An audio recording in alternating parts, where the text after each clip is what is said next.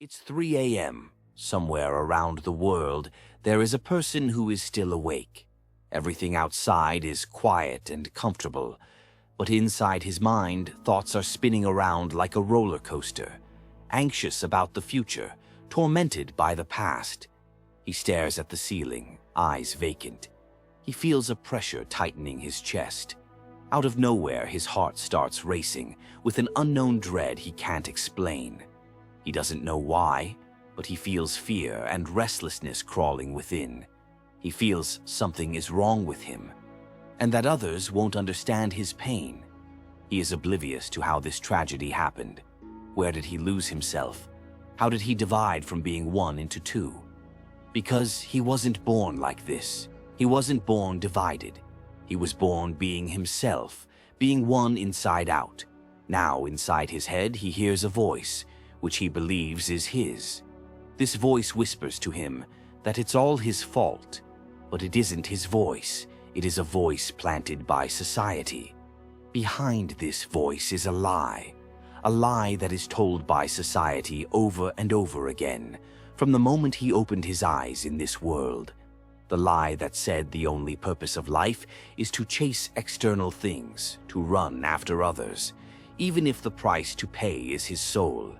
His whole life they taught him that success equals worth, that approval from others is life's ultimate purpose. Society told him to climb the ladder, to push for more, to never stop.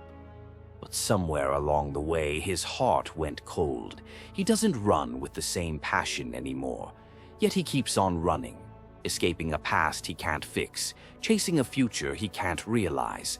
But the deeper layer to that lie is this. He runs after others because deep down, he's terrified of being abandoned, being left alone, and no one ever taught him how to live alone. So he runs, trying to escape his loneliness, his pain, his inner self, like a dog chasing its own tail, rushing to escape the inescapable, blind to the consequences of his decisions, blind to the swiftness of karma. And like everyone else around, he tries to ignore it. He turns on his phone, scrolls through smiling faces, established figures, comfortable lives. But all of this makes him feel even worse. He thinks, why do I feel like I'm falling apart while everyone else seems so happy? He feels guilty, hopeless, helpless, and unworthy. His misery comes from his narrow and rigid perception of the world, that life is all about social dependency, that happiness is all about following others, that love can only be found in pleasing others. But no matter how hard he tries, he never feels like enough. Still, even when he feels the chase is leading nowhere, he keeps on running. He is conditioned to believe that more money, more achievements, more possessions would make him more successful, more respectful. Yet, every time he reaches a new goal, the emptiness grows even deeper. But his daily routine is secure and comforting in its predictability. So he keeps on chasing, keeping himself busy, hoping the next achievement will finally fix him. But no matter how much he earns, no matter how hard he works, he just feels more drained, more lost, more like a stranger to himself. If he ever really knew himself at all. Inside, he hates what he has become, the man who's always pretending, always wearing a mask. He wants to be seen, really seen. But he's terrified to show his real face. Each rejection, each moment of being ignored, feels like another piece of him dies. He's desperate to feel worthy, but he always ends up feeling like he's falling short. Now he's stuck in an endless loop, chasing illusions that slip through his fingers, like a man dying of thirst in the desert, chasing mirages he can never reach. He sees water ahead. When he gets there, there's nothing but sand. Still, he keeps chasing, dragged by false hopes, pushed by false fears, like Sisyphus, rolling the boulder of his regrets uphill, only to watch it tumble back down again, trapped in an eternal loop, with the same hope that he will find liberation at the top, with the same guilt that all is his fault. Can you see it? This paradox spinning inside you. The inner dichotomy you're trying to escape. You believe that if you're good enough, you will be loved. You believe that if you're loyal enough, you will have friends.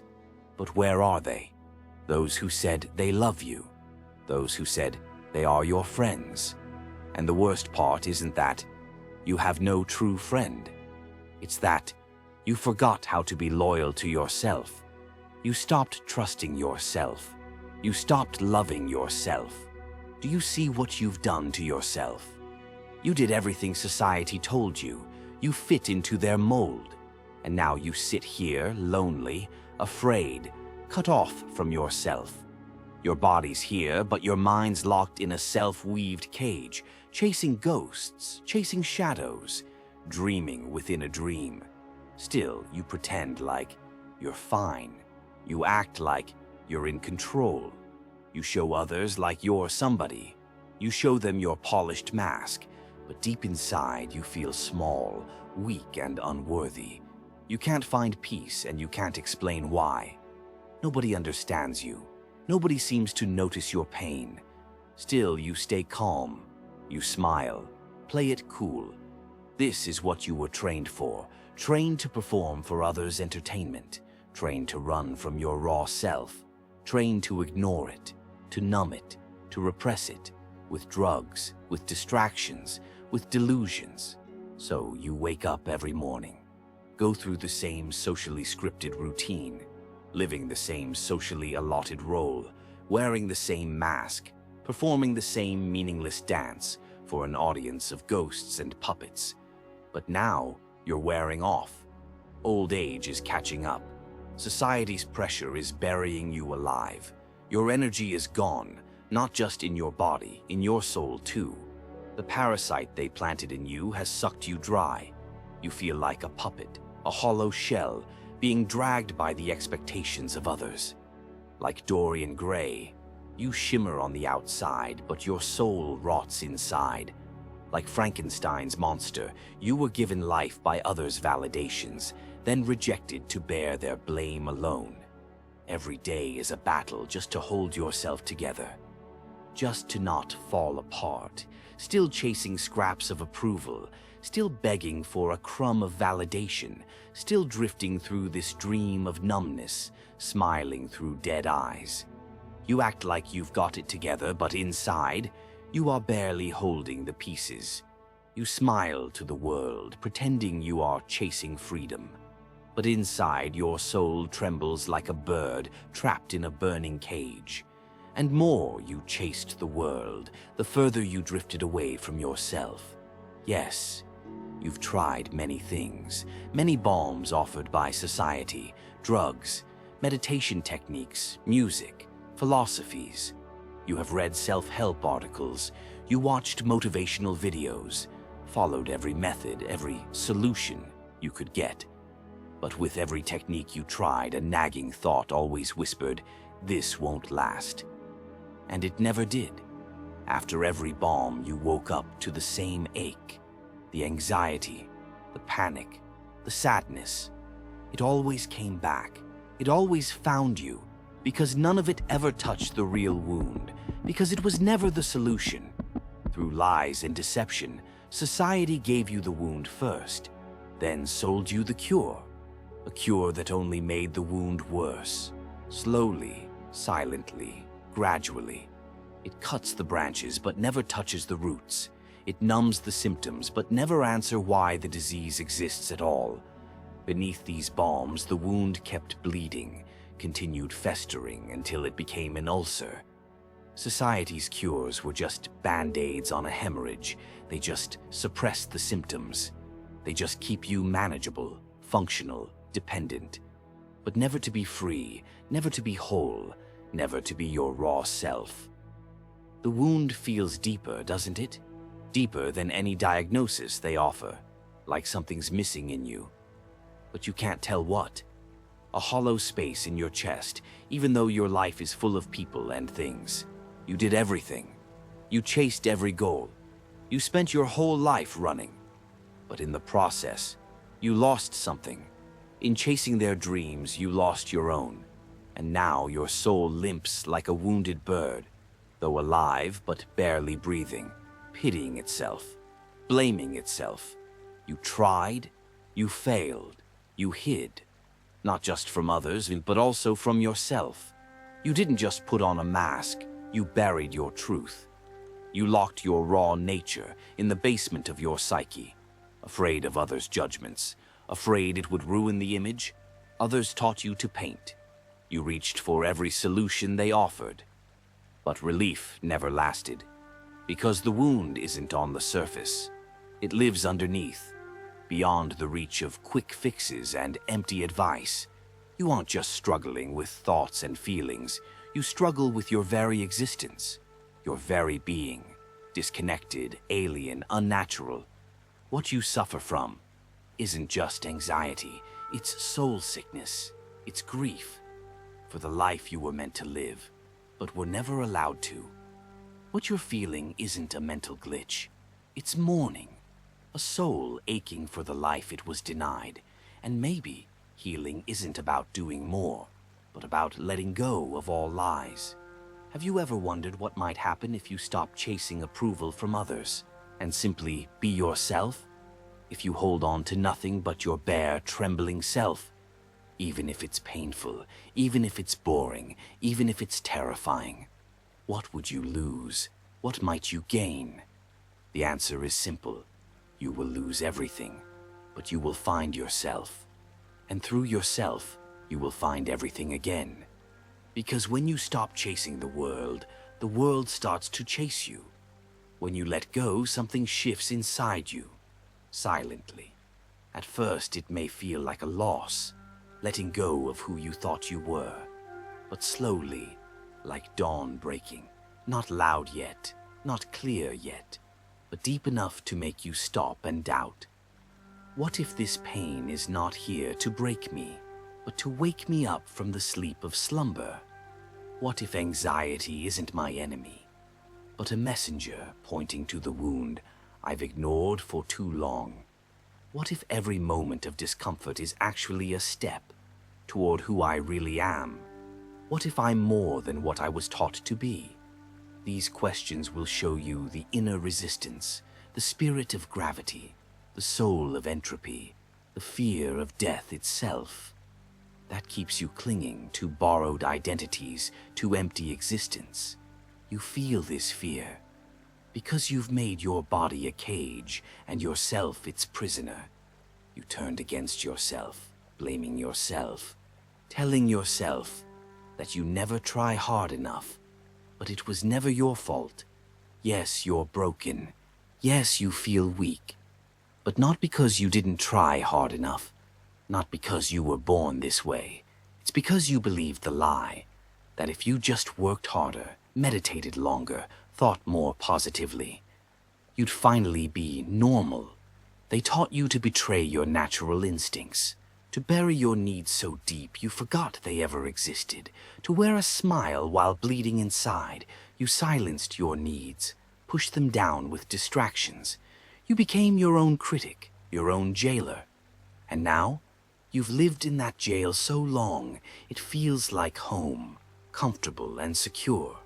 You were told the lie over and over, and now you believe it to be true. It tells you that the way to live is to be constantly busy, constantly striving, constantly proving your worth through external validation. Do you remember the first time you learned that being yourself is dangerous? When they told you to hush your inner voice, to swallow your natural desires, to plaster on a smile, even when your heart was breaking. Be strong, they said. Keep moving. Never let anyone see your weaknesses. So you did, as if this was the only way to survive.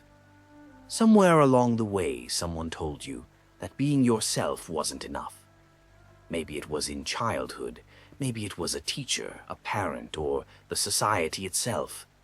That moment when you first learned that your natural desires, your raw emotions, were not allowed in their so-called civilized society.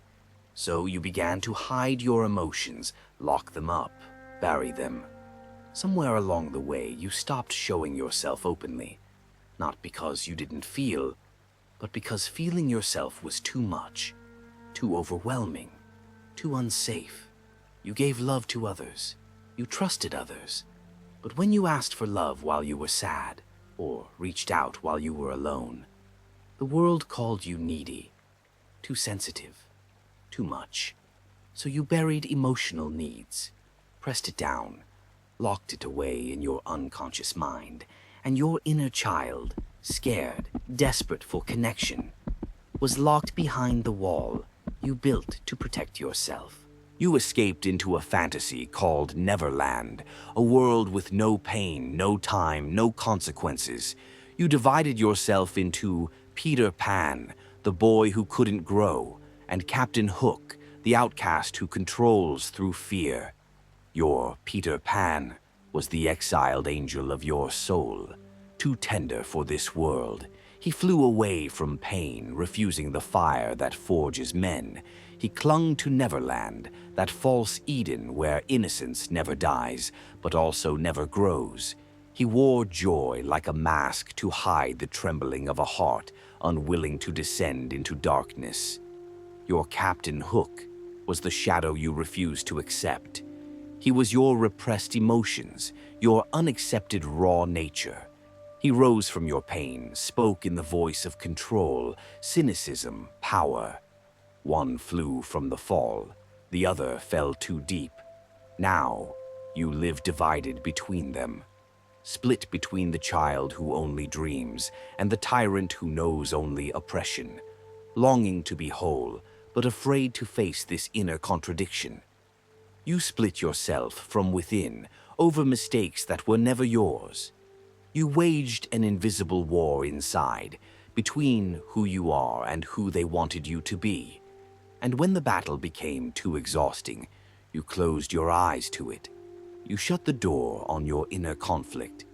Now, you're a stranger in your own life. You smile for photos you don't even remember taking. You go to places, meet people, do the things you're supposed to do, but the meaning is gone. The spark is lost. You buried yourself so deep you barely remember what to be yourself ever feels like. The cruel irony. The ones you chose this life for, they never noticed your pain. They never ask about the emptiness you carry. They never see the real you behind your mask. And the worst part? You're too scared to take it off, too scared to face what's really underneath. The world you live in rewards masks, and you've become a master of wearing yours. But the wound you hide, it bleeds through everything. The way you speak, always hesitant, always shrinking yourself small. The way you think, always bracing for rejection, always expecting the worst. The way you feel, always guarded, always disconnected.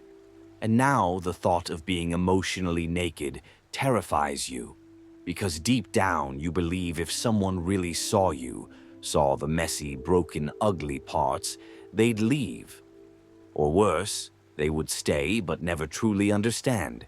So you hide from others, you escape, you suppress, you run against the flow of life, trying to control it, striving to force it, to bend it to your will. But the harder you grasped, the faster it all slipped away. The more you tried to fix it, the more broken you felt. The tighter you clung, the more life disappears through your fingers. You feel the pain, but you don't know what to call it.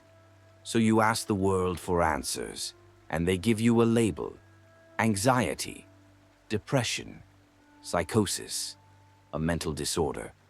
But have you ever let this thought cross your mind? What if it's not just a disorder? What if it's something deeper? What if it's the curtain falling, not just on the world outside, but also on the fake version you've been forced to become? Imagine a puppet, moved by invisible strings. Every movement feels forced, every choice already decided. These strings were stitched into the skin of your ego. They're the expectations, the judgments, the should-dos of society. Psychological contracts you signed unconsciously, thinking they'd keep you safe. And maybe they did. But now, they bind you.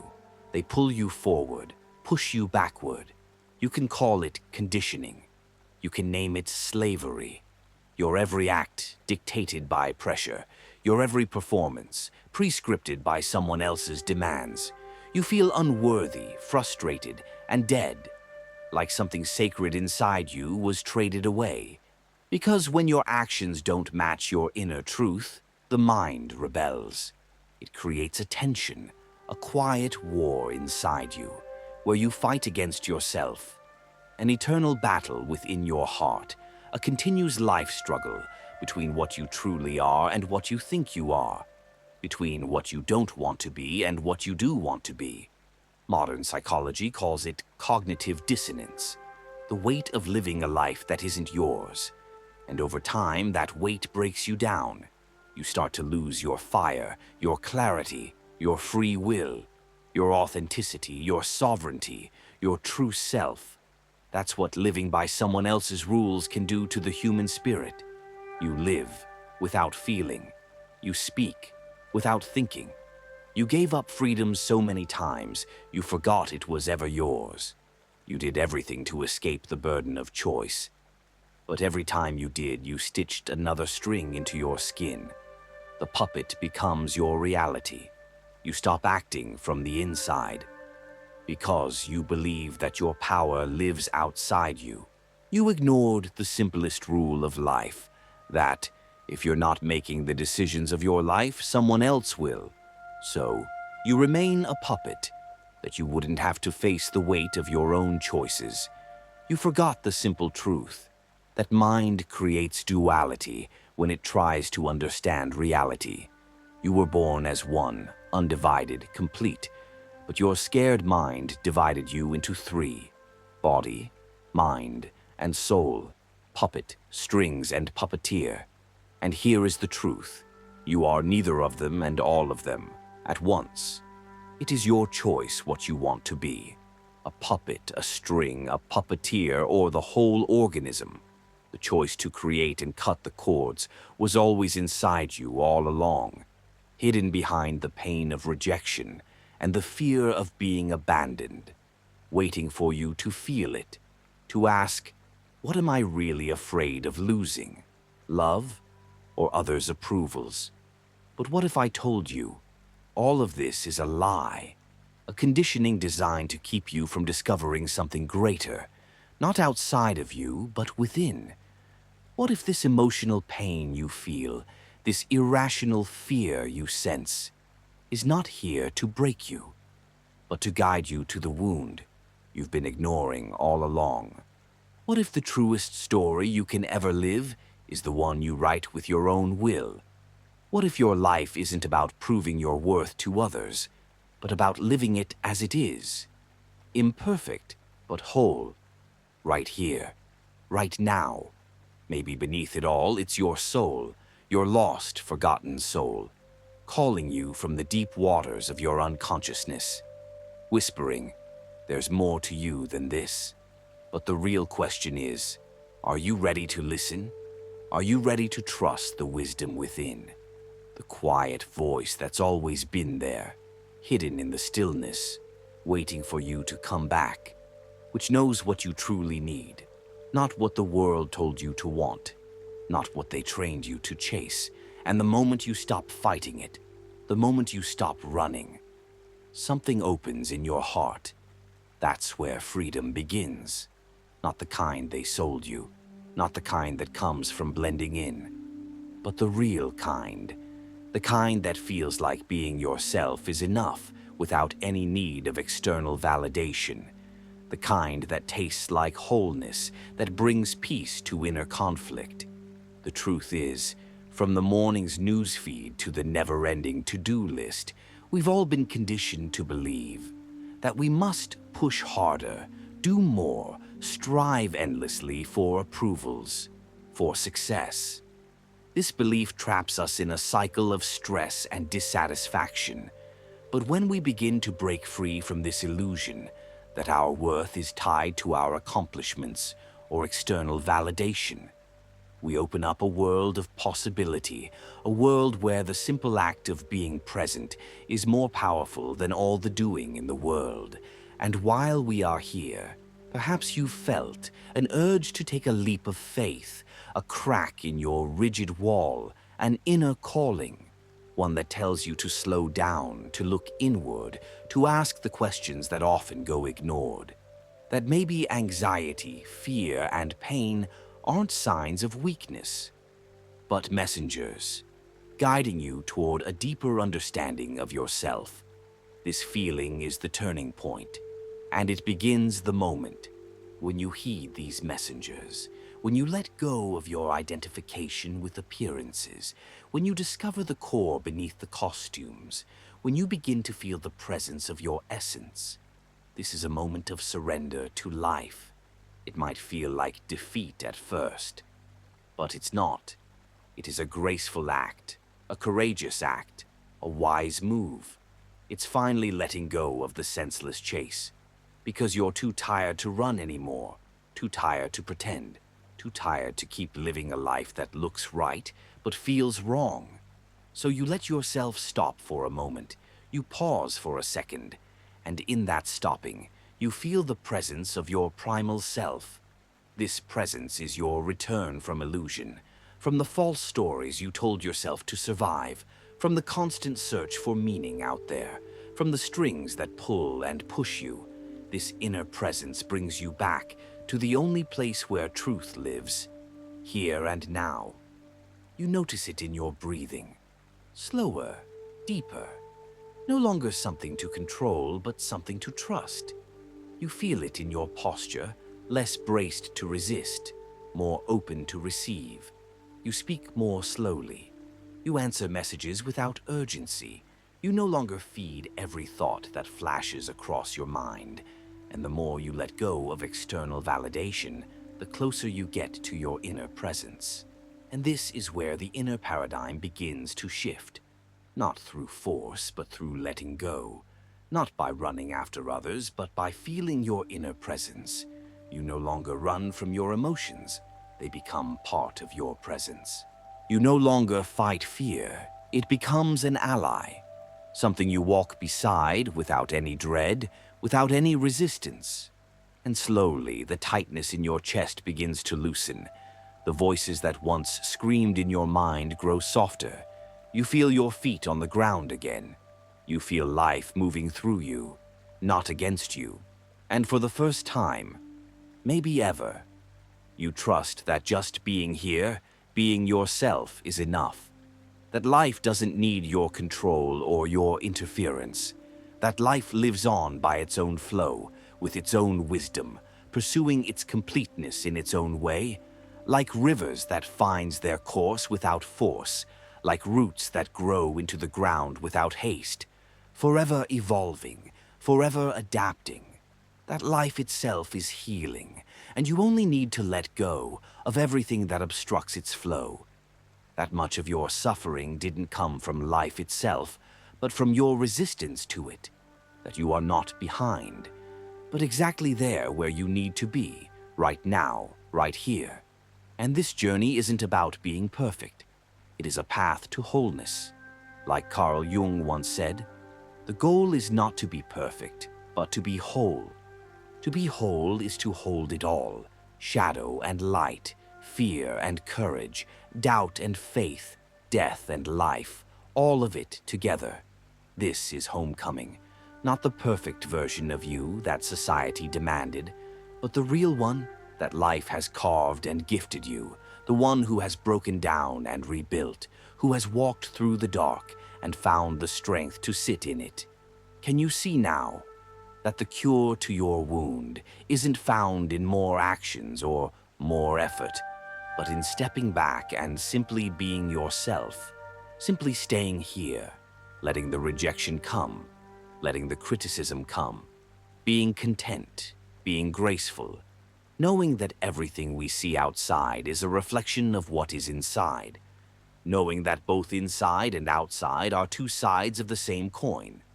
They may seem to contradict each other, but they're always working in harmony, in balance, as one. You begin to understand that what doesn't kill you can only make you stronger. You take from life whatever it gives. You give to death whatever it takes. Nothing can truly take you. unless you allow yourself to be taken away into deceptions, into illusions. So you remain rooted, receiving whatever comes to you. Letting go of whoever wants to leave, you stop interfering, stop forcing, stop dominating.